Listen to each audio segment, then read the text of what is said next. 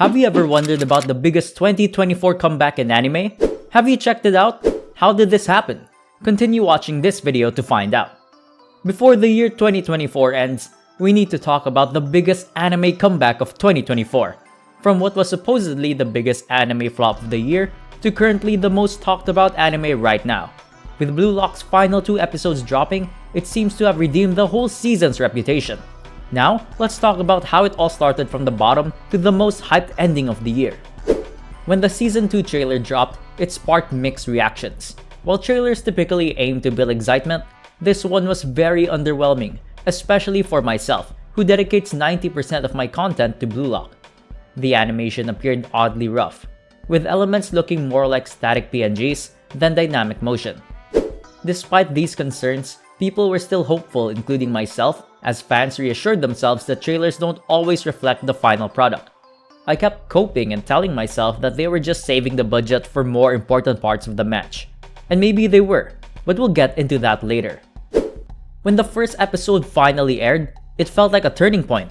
The visuals were solid, featuring strong lighting, scenes exclusive to the anime, and an engaging opening. The episode ended with a gripping cliffhanger that had fans buzzing with anticipation. It seemed like the series was on the road to redemption, and many fans took the opportunity to mock earlier critics. But everything shifted with episode 2. The animation quality took a dip, with key sequences like kickoffs, goals, and character movements coming across as stiff and awkward. It was like a showcase of digital art just being presented in a PowerPoint. I could draw something like that and move the frame and call it an animation myself. Instead of smooth, fluid action, the show relied heavily on speed lines and distortion effects to mimic motion. Fans coined the term PNG lock to describe the static, cut-out appearance of the characters, which often felt like they were being dragged across the screen rather than being truly animated. The CGI they used for certain scenes, like with the players running and when players come into the field, was just out of place. It felt like I was watching a whole different show. I would have been really disappointed if they used these during the final moments of the match. If you're enjoying this video so far, then don't forget to like this video and subscribe to let me know that you want more videos just like this. The real reasons behind the decline are disheartening. Reports from animators who worked on the series suggest severe budget constraints and rushed production schedules. Despite the success of Season 1, and I guess a recap movie, the production committee seemingly chose not to allocate sufficient resources to Season 2. This led to low pay for animators. Animators were underpaid, reflecting the committee's focus on profit over quality. It also led to director departures. Several directors, including the Season 1 and previous episode directors, left the project early in Season 2's production. And lastly, the timelines were rushed. Animators were tasked with completing episodes in impossibly short timeframes. To meet deadlines, the committee even cut down on frames, resulting in the choppy visuals that we always see.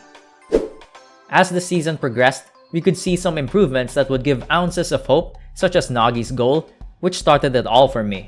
However, I personally was mostly excited for Shido's Big Bang Drive, and man did they do him justice.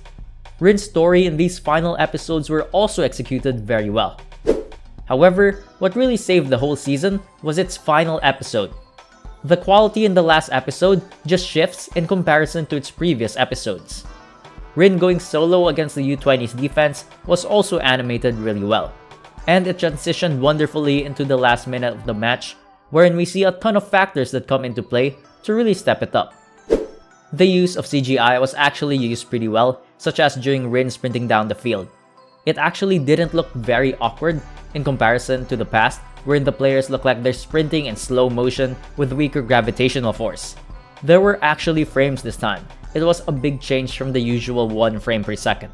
It overall looked smoother, especially during the final matchup between Rin and Sayatoshi. In this final matchup, which was the final minute of the match, the change in aspect ratio really changed the whole atmosphere of the episode. With the black bars coming in, I knew it was going to be peak. Paired with this aspect ratio change was a different animation style called Kagenashi, which removes all the shading and detail on characters to focus on animation fluidity.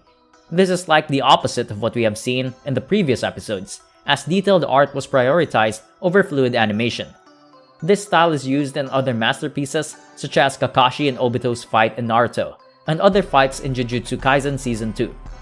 Most of the time, when an anime episode pulls off this style, it results in either an animation masterpiece or an amazing sequence. The whole scene felt like a movie. When this scene came on, it was like watching those fan animations that you see on YouTube or TikTok. The ones wherein people comment about how they animate better than the animators of the show. I guess they saw those comments and put it to heart. It was just crazy, honestly. Everything was just perfect. The camera angles and perspective were just done so good that I could even say that they did this whole segment better than the manga.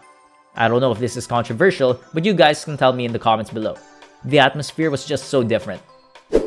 The Rin vs Sai sequence was directed and animated by Hajime Nihira, who did 80 cuts in this episode, and it was the coolest part of the anime for a reason.